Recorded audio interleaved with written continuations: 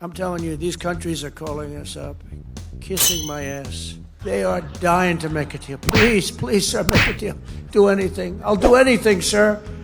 And then I'll see some rebel Republican, some guy that wants to grandstand, say, I think that Congress should take over negotiations. Let me tell you, you don't negotiate like I negotiate. I need some guy telling me how to negotiate. Right now, China's paying a 104% tariff. Think of it, 104%. Now, it sounds ridiculous, but they charged us for many items 100%, 125%. 美国应该自己照照镜子，看看究竟是谁在威胁他国的主权、安全与发展。美方一味地进行极限施压，执意打关税战、贸易战，中方必将奉陪到底。美国的高级官员恶意攻击中国，抹黑破坏中巴合作，再次暴露了美国霸道霸凌的面目。中方对此表示坚决反对。谁想要控制巴拿马运河，世人皆知。美国应该自己照照镜子，看看究竟是谁在威胁他国的主权、安全与发展。美方仍在对中国滥施关税，一味地进行极限施压，对这种霸道霸凌行径，中方坚决反对，绝不接受。美方如果真的想通过对话谈判解决问题，就应该拿出平等、尊重、互惠的态度。如果美方置两国和国际社会的利益于不顾，执意打关税战、贸易战，中方必将奉陪到底。We borrow money from Chinese peasants to buy the things those Chinese peasants manufacture. That is not a recipe for economic prosperity. 听到这位副总统说出这样无知又缺乏礼貌的话，令人诧异，也感到悲哀。Ask ourselves, what has the globalist economy gotten the United States of America? And the answer is fundamentally it's based on two principles: incurring a huge amount of debt to buy things that other countries make for us. And to make it a little bit more crystal clear, we borrow money from Chinese peasants to buy the things those Chinese peasants manufacture. That is not a recipe for economic prosperity. It's not a recipe for low prices, and it's not a recipe for good jobs in the United States of America. 中方对中美经贸关系的立场已经讲得很清楚。听到这位副总统说出这样无知又缺乏礼貌的话，令人诧异，也感到悲哀。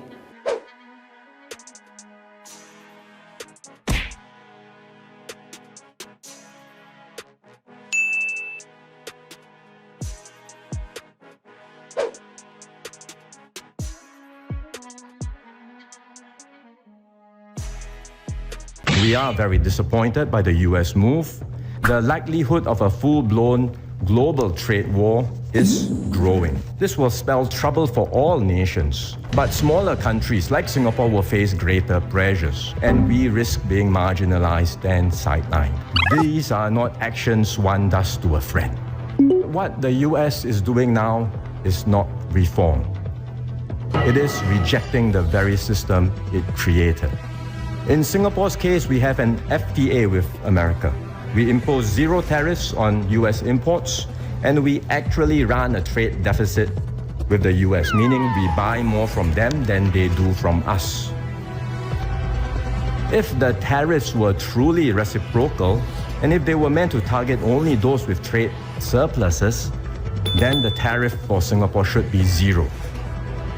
But still, we are being subjected to the 10% tariff. We are very disappointed by the US move, especially considering the deep and long-standing friendship between our two countries. These are not actions one does to a friend. If other countries adopt the same approach as the US, the rules-based trading system will unravel. This will spell trouble for all nations, but smaller countries like Singapore will face greater pressures, because small countries have limited bargaining power in one-on-one bilateral negotiations.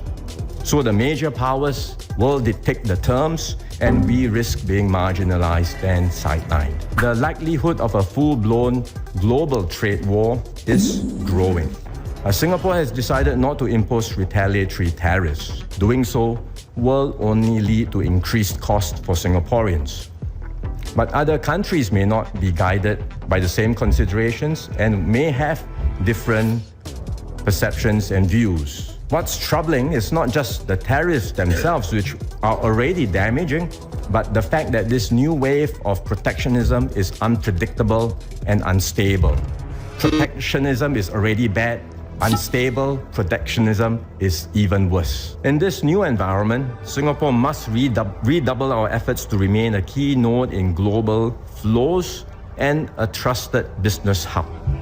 We will forge closer links with like-minded partners who share our commitment to open and free trade. The US may have decided to turn protectionist, but the rest of the world does not have to follow the same path. We will identify other partners to join us and work around this to ensure resilience and maintain critical parts of the multilateral system while laying the foundations for a possible new and different global system that can be achievable later. We risk being squeezed out, marginalized, and left behind. The global calm and stability we once knew will not return anytime soon. It marks a seismic change in the global order. The era of rules-based globalization and free trade is over. My fellow Singaporeans, I've said before that the world is changing in ways that will disadvantage small open economies like Singapore. Some had previously questioned this assessment, but the recent Liberation Day announcement by the US leaves no room for doubt. It marks a seismic change in the global order. The era of rules-based globalization and free trade is over. We are entering a new phase, one that is more arbitrary, protectionist, and dangerous. For decades, the US was the bedrock for the free market economies of the world. It championed free trade and led efforts to build a multilateral trading system, anchored by clear rules and norms, where countries could achieve win-win benefits through trade.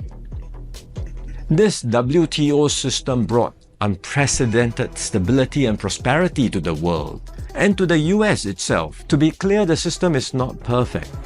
Singapore and many others have long called for reform to update the rules and to make the system better. But what the US is doing now is not reform.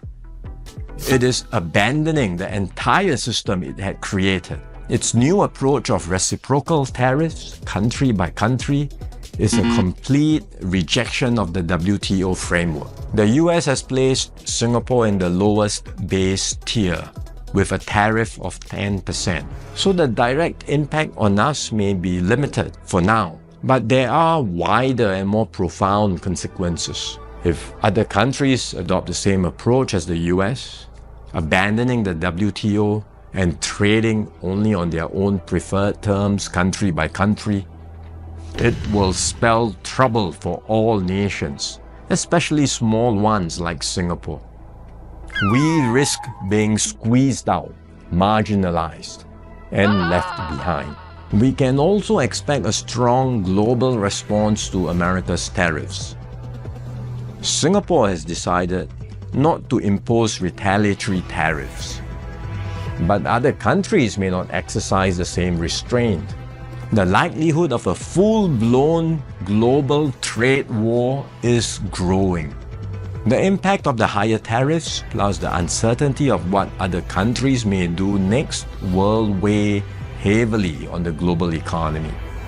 International trade and investments will suffer, and global growth will slow. Singapore will take a bigger hit than others because of our heavy reliance on trade. The last time the world experienced something like this was in the 1930s. Trade wars escalated into armed conflict and eventually the Second World War. No one can say how the current situation will unfold in the coming months or years. But we must be clear-eyed about the dangers that are building up in the world. Global institutions are getting weaker. International norms are eroding. More and more countries will act based on narrow self-interest and use force or pressure to get their way. This is the harsh reality of our world today.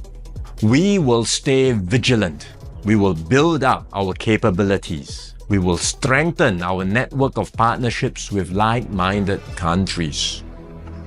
We are more ready than many other countries with our reserves, our cohesion, and our resolve. But we must brace ourselves for more shocks to come. The global calm and stability we once knew will not return anytime soon. We cannot expect that the rules which protected small states will still hold. I'm sharing this with you so that we can all be mentally prepared, so that we will not be caught off guard. Let us not be lulled into complacency. The risks are real and the stakes are high. The road ahead will be harder.